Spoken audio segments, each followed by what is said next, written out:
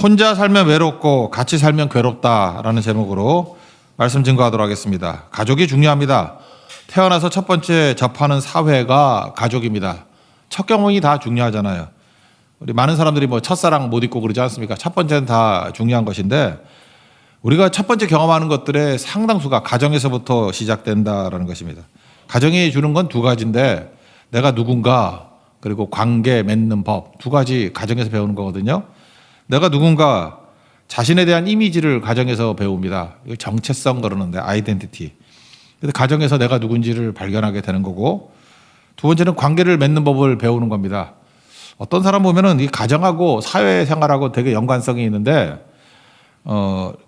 이게 발표 잘 못하는 사람이 있죠. 말도 못하고 뭐 머뭇머뭇거리고 그런 사람은 엄격한 가정에서 자라서 표현할 기회가 별로 없었던 사람. 그러면 사회 나가서도 발표 장애 뭐 이런 거 겪습니다. 발표 불안. 근데 가정에서 자유롭게 대화할 수 있고 뭐 식탁에서 이렇게 주고받고 하는 하브루타 같은 그런 교육이 있는 가정에서는 사실 사회생활 할 때 별로 어렵지 않아요. 그 사람한테 물어볼 땐 그래요.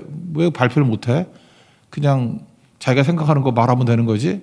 그러니까 되게 쉽게 생각하는데 그거 못하는 사람이 있다니까요. 그 뿌리가 어디냐? 가정에서부터 시작됐다는 것입니다. 가정에서 말이 안 통하면은 사회에서 말이 통할 리가 없겠죠.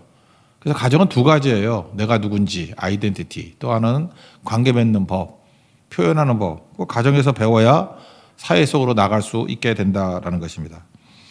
먼저 일반 가족, 예수 믿지 않는 일반 가족의 일반적인 생각을 한번 놓고 본다 그러면 우리는 뭐 믿는 게 다르잖아요. 그래서 다른 종교, 뭐 우상이라든지 다른 종교 믿는 것과 참된 신앙의 차이점이 뭐냐.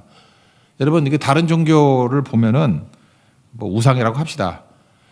그 어떤 신이 있지 않습니까? 자기들이 믿는 신이 있는데 신을 감동시켜서 보상을 받겠다. 다 이런 식의 접근이에요. 그러니까 행위죠, 행위. 그래서 신을 감동시켜야 되니까 치성이 있어야 돼요. 치성 또는 지성이면 감천. 그래서 뭐 비나이다 천배인가 천배라 그러죠. 천번 절하고. 그래서 감동을 받는 거예요. 그러면 내 뜻이 이루어지는 거죠. 그러니까 우상의 특징은 다 공통점이에요. 내 뜻을 신을 감동시켜서 얻겠다 그런 겁니다. 그래서 여러분 참된 신앙과 가짜의 특징이 뭐냐 하면은 그 사람이 믿는 신에게 목적과 계획이 있는가 없는가? 없어요. 신에게는 목적과 계획이 없고 오로지 사람의 요구에만 부응할 뿐이에요. 그러니까 그 신은 만들어낸 신이지 결국 목적과 계획은 내게 있는 거야. 내게. 내 목적과 내 계획을 가지고 신에게 요청해가지고 신이 들어주게 만드는 구조. 그러니까 신이라는 것은 인간 상상의 최대치밖에 안 되죠. 이해가 되십니까? 무슨 소리인지? 그러니까 결국은 뜻과 계획과 목적이 하나님께 있느냐, 아니면은 내가 지금 뭘 섬기고 있는데 뜻과 목적이 다 내 거냐? 내 뜻과 목적을 이루기 위한 도구로서의 신, 그럼 그건 가짜죠. 그러니까 신이 내 소망의 최대치 정도밖에 되지 않는다는 것입니다. 가정에서도 이게 그대로 되는 거거든요. 그래서 가정의 소망이 뭐냐면 내 뜻이니까 주로 부모의 뜻이겠지. 부모의 뜻이 실현되는 게 가정입니다. 그러니까 부모의 뜻은 뭐 내 뜻이니까 가정에 목적이 없어요. 계획이 없어요. 참된 하나님을 섬기는 게 아니니까 그냥 우상만 있을 뿐이라니까요. 그러니까 뭐 뻔하죠. 자연적인 거죠. 그냥 화목했으면 좋겠다. 뭐 아끼고 사랑했으면 좋겠다. 뭐 무병 무탈했으면 좋겠다. 다 그거 아니에요? 근데 인생이 생로병사 아닙니까? 태어나서 늙는 거 반드시 오고 병드는 거 반드시 오고 죽는 거 반드시 오잖아요. 그러니까 시간이 가면 갈수록 가정에 문제가 생기는 거지. 그래서 맨날 가정에 문제가 있다 그러고 가정이 어렵다 그러고 그거 없는 데가 어디 있어? 그거 사는 게 다 그 있는 거죠. 문제 아니에요, 그거. 그냥 사는 거예요, 그게. 근데 그거를 뭐 큰 문제라 그러고 고민이라 그러고 또 그거 끝나면 또 헤헤 그러고 놀고 있고. 그러니까 뭐해? 참 천박한 거죠. 그게 일반 가정입니다. 그러니까 일반 가정이니까 가정은 평탄할 리가 없죠. 왜? 그 정도 수준에서 생각하니까. 맨날 문제가 생기는 거죠. 그래서 가정에 대해서 오해하는 네 가지가 있는데 가정이 단순하다고 생각해요. 가정에서 관계를 배운다니까요. 가정이 단순하지 않습니다. 그리고 노력이 필요 없다고 생각해요. 저절로? 가정이 어떻게 저절로 됩니까? 그것도 교육이 필요하고 훈련이 필요한 거죠. 그래서 감정은 다 표현해도 된다. 내 뜻이 하나님이니까. 그러니까 맨날 충돌이 일어나는 거죠. 그리고 높은 기대치를 가져야도 된다. 높은 기대치가 자기 욕심이거든요. 그러니까 이게 뭐 온갖 죄악 덩어리들이 뭉쳐 있으니 가정이 평화할 리가 없고 부모와 자식 간에 갈등이 생길 수밖에 없죠. 첫째, 단순하다 그러는데 가정이 단순합니까? 복잡해요. 애 하나만 있다고 생각해 보세요. 아빠, 엄마, 애. C의 3의 2잖아요. 그러면 관계가 한 적어도 4가지 이상 생기잖아요. 그 다음에 애가 둘이라고 뭐 아들과 딸 그러면은 한 12가지 관계가 생기지 않습니까? 그러니까 관계가 한두 가지 관계가 아니에요. 뭐 굉장히 복잡한 관계, 조합의 관계가 이루어지게 된다는 것입니다. 그래서 가정이 단순하다. 누가 그래요? 그 몇 안 되는 사람이 한 4명 정도 되는 사람이 복잡 모여가지고 그 복잡한 관계 속에서 각각의 욕심을 가지고 부딪히니까 일반 사회에서는 상종 안 하잖아요. 근데 가정은 맨날 부딪혀야 되잖아. 그러니까 가정이 지옥이 될 수도 있는 거죠. 가정은 복잡합니다. 가정이 평안하다는 있어요. 복잡하지. 노력이 필요 없다. 노력이 왜 필요 없어요? 자기 그냥 자연스럽게 하면 안 돼요. 바운더리 선을 지켜야 되고 그래야 되는 거죠. 어떤 엄마는 딸이 학교를 가거나 이러면 딸 방에 들어가서 뒤진대잖아. 일기장도 뒤지고 다 뒤지고. 딸이 미치는 거예요. 그래서 잠그고 가면은 베란다로 넘어가가지고 또 뒤지고. 또 거기도 잠가 놓으면은 열쇠공 불러다가 또 열어가지고 뒤지고. 그 미친 거 아니에요, 그 엄마? 그 왜 그러냐 그랬면 이렇게 내 딸인데 왜 내가 봐서는 안 되냐? 그 뭐 자기 소유를 여기는 거죠. 아니 선을 못 지켜 선을. 그러니까 하나님이 내게 주신 어떤 양육해야 될 제자다. 그 자녀는 그런 거 아닙니까? 근데 자기 소유를 생각하는 거 아니에요. 이거 정신 나간 엄마죠. 이러니까 가정이 지옥이 돼 버리는 거죠. 이 정도니까 감정 표현 다 하지 않겠습니까? 감정 표현. 가정에서는 편안하다 그러는데 다 표현하는 거 아닙니다. 그거. 여러분 왼발하고 구두하고 그 못에 찔리면 어디가 더 아파요? 구두는 덜 아프잖아. 구두가 가죽이 막아주니까. 맨발 그거 말고 제가 얼마 전에 자전거 타다가 넘어졌다 그랬죠. 예, 낙차했는데 긴 바지 입었으면 그 정도로 상하지는 않았을 거야. 근데 그날따라 반바지 입고 가가지고 맨살로 또 그거 그려준 사람 또 상처까지 그려놨대. 나 참 정말 그 상처까지 그린 게 저한테 상처가 됐어요. 예. 그 상처 그것만 보이나 그거? 그러니까 가정이 그렇다고요. 가정은 맨살이에요. 맨살이라서 똑같은 충격이 오더라도 사회 나가서는 우리 긴 바지 입고 있잖아. 그러니까 가리잖아요. 두꺼운 바지 입고 있잖아요. 왜? 뭐 부딪힐 줄 아니까. 그래서 상처가 잘 안 나는데 가정에서는 다 옷 벗고 있잖아. 맨살로 보내잖아요. 가족이니까. 그러니까 상처도 훨씬 더 클 수 있는 거죠. 기대치가 너무 높아요. 사실은 기대치지 그게 하나님의 부르심이 있는데 부르심대로 안 살고 욕심대로 사는 거죠. 어떤 때는 부모의 욕심이 자녀에게 투영이 돼가지고 내가 이름은 얘기 안 하겠는데 어떤 뭐 운동선수 그런 애 있잖아요. 그 엄마의 욕심이야. 그 딸한테 그대로 투영이 돼가지고 사생활 하나도 없이 그냥 남자 만나는 것도 다 허락받아야 되고 그게 사는 겁니까? 나중에 불행해진다 그러고 어떤 유명한 제가 좋아하는 영화 배우 있는데 엄마가 그냥 쫓아다니면서 다 하다가 돈 그렇게 많이 번 여자 뭐 엄마가 다 해먹었다며 그래서 엄마하고 의절한 지 뭐 15년이 지났다 그러는 어떤 배우도 있고 그러는데 마음이 아프더라고요. 이유가 뭐예요? 자기가 이루지 못한 꿈을 자식에게 투영해서 이루겠다고 하는 거. 그게 무슨 뭐 로봇이에요? 말도 안 되는 일들을 하는 거죠. 이게 하나님 없는 일반 가정의 모습이라는 것입니다. 반면에 하나님을 믿는 크리스찬 가정의 특징은 뭐냐? 오늘 에베소서 전체를 보면 참 좋은데 에베소서 1장에 보면요. 성부 하나님이 우리의 구원을 계획하시고 성자 예수님께서 그것을 실행하시고 십자가를 지시는 걸 통해서 성령께서 적용하신다. 그래서 성부, 성자, 성령 하나님께서 하신 일이 에베소 1장에 쭉 나와요. 그런데 특별히 첫 번째 성부 하나님께서 우리를 향해서 계획과 목적을 갖고 계신다. 그게 에베소 1장 3절부터 6절까지 말씀이라고요. 요약해서 말씀드리면 이런 거예요. 찬송하리로다 하나님 우리 주 예수 그리스도의 아버지께서 모든 신령한 복을 우리에게 주시기를 원한다. 그게 3절이고 그 다음에 5절 보니까 그 기쁘신 뜻대로 하나님은 우리를 향한 뜻이 있습니다. 예수 그리스도로 말미암아 자기의 아들들이 되게 하셨다. 우리가 자녀되게 만드셨다는 거예요. 뜻이 있어요. 하나님의 뜻과 계획과 목적이 있다고. 나중에는 은혜의 영광을 찬송하게 하시려는 거라. 우리가 은혜의 영광을 누리기를 원하고 그 다음에 찬송하기를 원한다는 것입니다. 그러니까 이거 뭐 자세히 설명할 시간이 없으니까 성부 하나님께서는 목적과 계획을 갖고 계신다. 그거죠. 그 가장 중요한 메시지라는 것입니다. 그래서 우리는 하나님의 목적과 계획 안에서 살아가는 거예요. 그럼 일반 우상들의 특징은 뭐예요? 목적이 없어요. 계획이 없어요. 어떤 신 보세요. 그에 무슨 목적이고 무슨 계획이 있어? 그런 거 없죠. 어떤 신이 그런 게 있냐고. 없다고. 그런데 오로지 내 목적과 내 계획이 있을 뿐이죠. 그걸 신에게 아뢰면은, 치성으로 아뢰면은 불쌍해서 도와주는 거. 그 정도. 그러니까 결국은 목적과 계획이 내 거밖에 없는 거예요.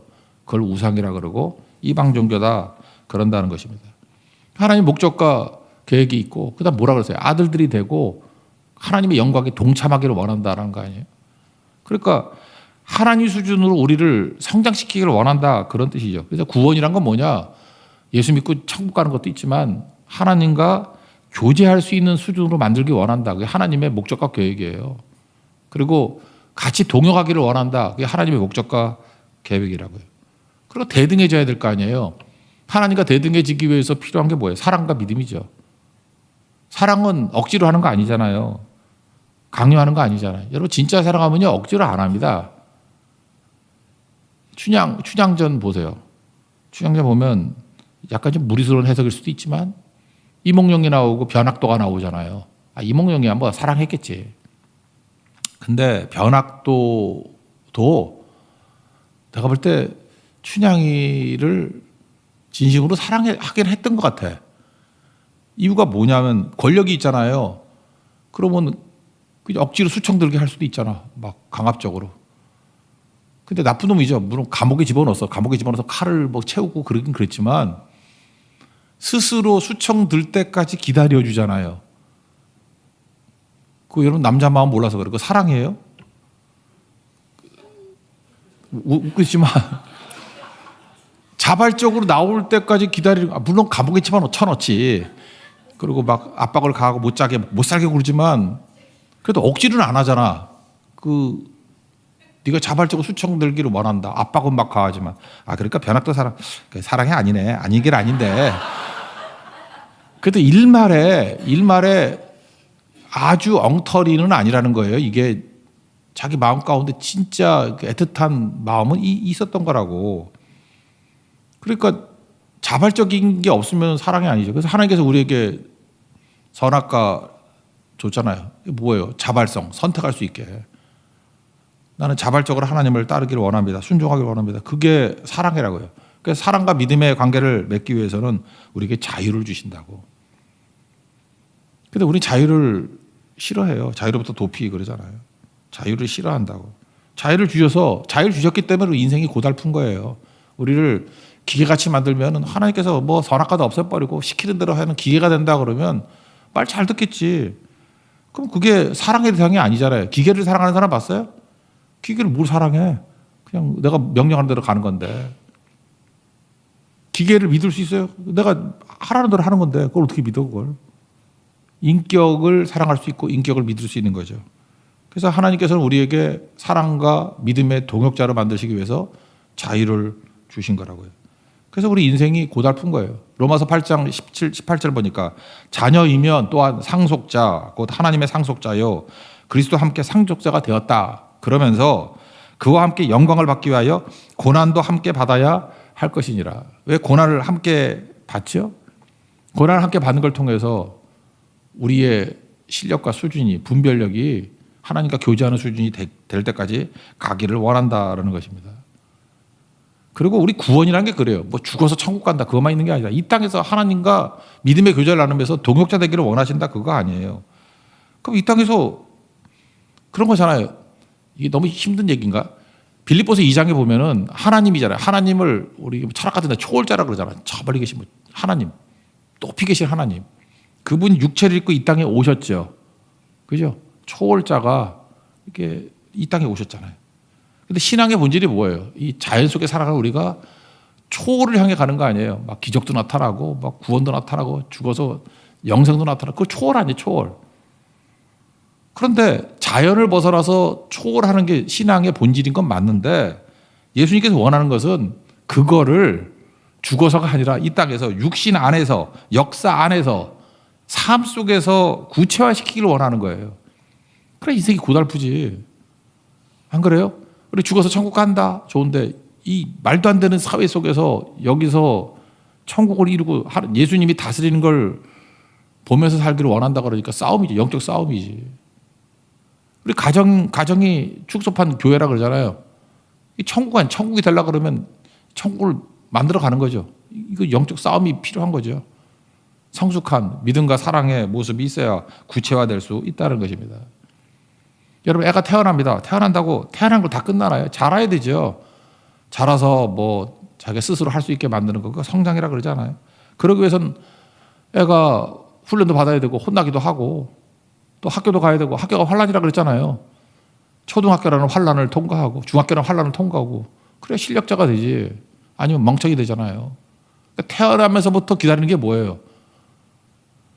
대등한 아빠하고 대등한 엄마하고 대등한 성인으로 성장하기 위해서는 환란이 기다리고 있는 거죠. 그거 뭐 당연한 거 아니에요? 그런 거죠. 결혼도 마찬가지예요. 저도 큰애 결혼했는데 둘이 뭐 행복할지 아는데 전 다 알죠. 이제 험난함이 기다리고 있다는 거. 왜? 일단 선호도가 달라. 남자 여자 선호도가 달라. 취향이 달라. 사는 박자가 달라. 그죠? 하나는 박자가 4분의 4박자인데 하나는 4분의 2박자. 박자가 달라. 다만 이거 맞춰 나가야 되는 거 아니에요. 그러니까 얼마나 고달픔이 있겠습니까? 그게 이 땅에서의 삶이라는 것입니다. 그래서 우리 가정을 위해서 꼭 필요한 건 목적과 계획은 하나님이 갖고 계시고 그 다음에 행복한 가정이 되기 위해서는 무조건입니다. 환란이라고 말할 정도로 뚫고 나갈 수 있는 고난이 기다리고 있는 거예요. 그럼 그 고난으로서 어떻게 우리가 대비해야 되느냐? 적용으로 말한다 그러면 건강하게 살아가는 법. 뭐 3가지 놓고 보면 좋겠습니다. 혼자 살면 좋지요. 근데 혼자 살면 외롭잖아요.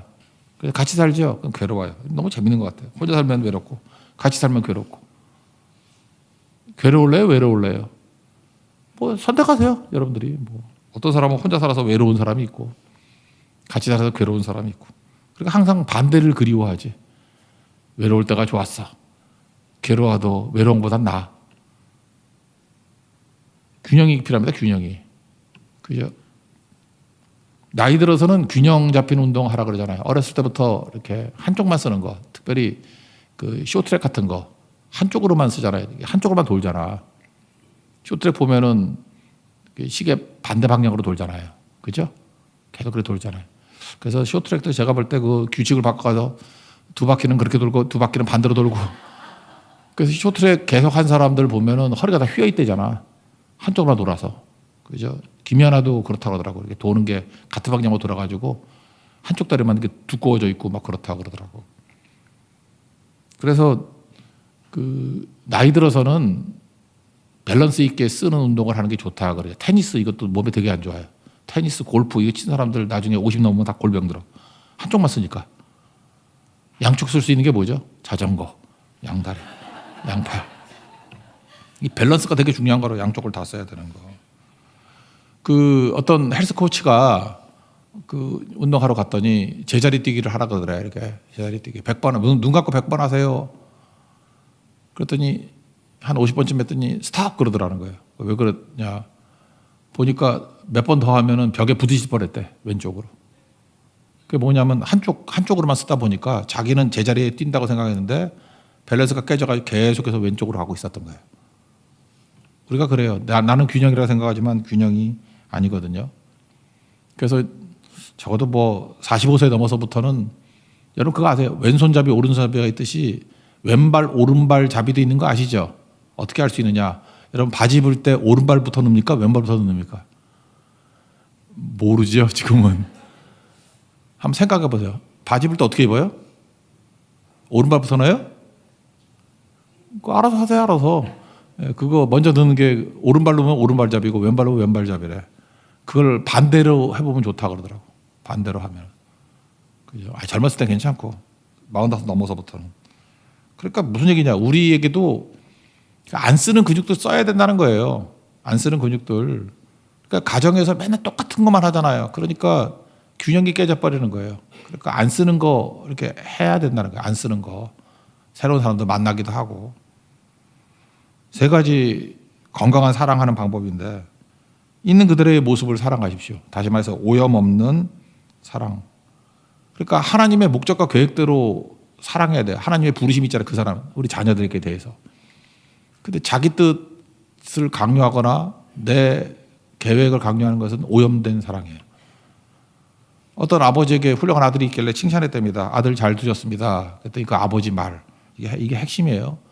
나 따라오려면 아직 멀었어요. 그랬대요. 그러니까 그 아버지 밑에 있는 아들이 참 힘든 인생을 살았겠지. 아버지의 모델은 자기야. 내가 꽤 성공한 인생인데 저놈을 나같이 만들어야 돼. 되게 성공한 아버지들이 그래요. 뭐 잘 나가는 아버지들이 나같이 만들어야 돼. 맨날 주눅 들고 잘한다 그래도 칭찬도 안 해주고 나 따라오려면 아직 멀었어요. 이게 오염이라고요. 그러니까 애를 하나님 부르심대로 하나님의 계획과 목적대로 보는 게 아니라 자기 기준으로 만드는 거 아니에요. 그게 무슨 아버지야. 참 힘든 거지. 아들 바꾸려고 하지 말고 그대로 용납하십시오. 하나님의 계획과 뜻이 무엇인지 그거 아는 거 되게 중요한 거죠. 아버지가 자기 뜻대로 애 이렇게 오염시키는 거 대표적인 게 한 20년 된 영화네. 그 빌리 엘리어트라는 영화 기억나십니까? 탄광촌에 있는 11살짜리 빌리라는 꼬마애가 있는데 아버지가 권투 선수 시키는 게 목적이야. 권투하라. 근데 어느 날 체육관에 보니까 음악 소리가 나는데 발레 수업을 하는 거야. 근데 이렇게 토슈즈를 신은 예쁜 여학생들이 발레 추고 있어. 너무 아름다운 거예요. 이 권투 하던 애가 그 토슈즈도 신지 않았는데 이게 맨 발가락으로 딱 서는데 서져. 그러면서 이렇게 춤을 추는데 너무 잘하는 거야. 얘는 권투 선수로 부르심 입은 게 아니라 하나님께서 계획하시기를 발레로 부른 것 같은데. 그랬더니 그 선생님 윌킨슨이라는 그 선생님이 보더니만 너는 로얄 발레 학교에 가야 돼. 오디션을 권유하고 아버지가 와가지고 난리 버리고 그런 얘기예요. 그죠? 그거 보셨을 건데 20년 전에 다 잊어버렸겠지. 그러니까 아버지가 자기 뜻으로 애한테 이렇게 강요를 하니까 문제가 되는 거죠. 하나님의 목적과 계획이 있다니까요. 에베소서 1장 3절부터 5절까지 6절까지 보라니까요. 나를 향한 하나님의 뜻과 계획이 있으시다. 그게 되게 중요한 거죠. 그래서 오염되지 않은 사랑, 하나님의 부르심대로 자녀를 바라보는 눈이 있어야 된다는 것입니다. 제가 볼 때 어떤 부모님들 참 훌륭한 부모님들이 있어요. 자기 욕심을 다 꺾어버리고 하나님이 어떻게 부르시는지를 보면서 그쪽으로 이렇게 밀어주고 기도해주고 하더라고요. 그러니까 아이들이 겉으로 볼 땐 별로 탁월하지 않은 것 같이 보이는데 정말 잘 풀려요. 그리고 인생을 참 기쁘고 수월하게 살더라고. 수월하게. 근데 무슨 욕심이 있어가지고 자기가 이루지 못한 거 있죠. 그래서 그 한 30년 전의 사고방식. 애는 명문대를 나와야 되고 뭘 해야 되고 뭐 해야 되고 반드시 해야 될 것들 이런 엉터리 기준들. 아줌마 5명끼리 모여가지고 만든 기준. 그런 거 있잖아요. 그런 거. 그래서 학부모 모임이 무서운 거 아니야. 자기들이 만든 기준. 그게 정답도 아닌데 그걸 애들을 강요하니 꽝되는 인생 사는 거죠. 두 번째는 실패할 자유를 주라는 것입니다. 우리가 걷는 것도 많이 넘어졌잖아요. 넘어지다 걷는 거고 먹는 것도 흘리다가 먹는 거 아니에요. 탕자 아버지가 하나님 아닙니까? 탕자에게 실패할 자유를 줬죠. 그래서 진정 아들로 돌아오잖아요. 그러니까 환난 너무 두려워하지 말라고요. 어떤 분은 그래요. 자기가 빈손이었는데 하나님의 은혜로 여기까지 왔대요. 그러면 내가 은혜로 여기까지 왔으면 내 아들과 딸도 하나님이 은혜를 주셔서 나보다 훨씬 나은 조건이니까 더 풍성하게 이끄시겠죠. 근데 이건 무슨 불신이고 이거 아들에 대한 저주지. 하나님께서는 빈손이었던 나에게 은혜를 주셔서 여기까지 왔는데 내 아들은 하나님이 안 도와준다고 믿는 거 아니야. 내 아들에게는 하나님의 은혜가 없을 거라고 믿는 거 아니에요. 내가 아파트 사줘야 된대. 내가 돌봐줘야 된대. 난 그렇게 얘기하는 걸 보면서 야, 저건 아들에게 참 저주하는구나. 은혜가 바짝바짝 많은 인생을 사는 것을 기대하는구나. 저는 반대예요. 하나님이 나 같은 죄인에게 은혜 주셨듯이 우리 자녀들에게도 은혜 더 주시면 더 주시지 덜 주시겠나? 그죠? 믿고 의지하는 거죠. 그래서 그 다음에 느끼는 게 뭐냐면 절대 우리 자녀들을 우연에 버려두지 않습니다. 뭐 이렇게 걱정을 해. 뭐 시집을 못 갈까 봐 걱정을 해. 장가를 못 가봐 걱정을 해. 뭐 못 살까 봐. 그 자기 걱정해, 자기 걱정. 하나님은 우리를 우연과 뭐 그런 던져주지 않아요. 우리 방패가 되신다 그러고 어둠 가운데 던져주지 않아요. 우리 빛이 되어 주신다 그러잖아요. 고통을 겁내지 마십시오. 훈련 이후에 하나님이 건져 주시는 거예요. 우리 자녀의 인생에 대해서 어디까지 책임을 져주십니까? 하나님이 다 책임지지 다 믿으세요. 하나님이 다 책임져 준다고. 뭐 일부분은 내가 책임져야 된다고 누가 그래요? 다 책임진다고. 그래서 잠깐만 내가 애들 품고 있다 보니까 애 쪼다대는 거지. 그래서 세 번째 교육의 목적은 독립입니다. 짐승만도 못해요 우리가. 모든 짐승들, 모든 동물들의 목표, 교육의 목표. 걔네들 교육시키잖아요. 독립이에요. 어떻게 잘하느냐? 제가 동물의 왕국을 맨날 보거든. 사자의 목적도 독립. 크면 떠나요. 기린의 목적도 독립. 그 어렸을 때는 독립할 때까지만 교육시켜주는 거예요. 어떻게 하면 독립생활 하느냐. 근데 우리는 독립을 절대로 안 시켜. 그래서 바보를 만드는 거예요, 자녀들을. 독립을 안 시킨다고요. 그러니까 근육도 안 쓰니까 무력해지는 거예요. 판단은 다 엄마가 한대.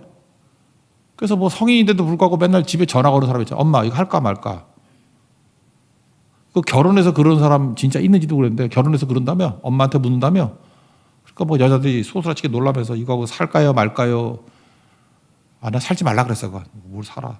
그래 내일부터 살라고. 오늘은 살지 말라고. 내일부터 살라고. 바보로 키우는 거죠. 하나님께서는 우리가 다 독립적인 사람으로 성장해서 여기 나오는 게 온전한 사람을 이루어잖아요. 그리스도의 장성한 분야까지 자라서. 독립적인 인격 되라는 거 아니에요?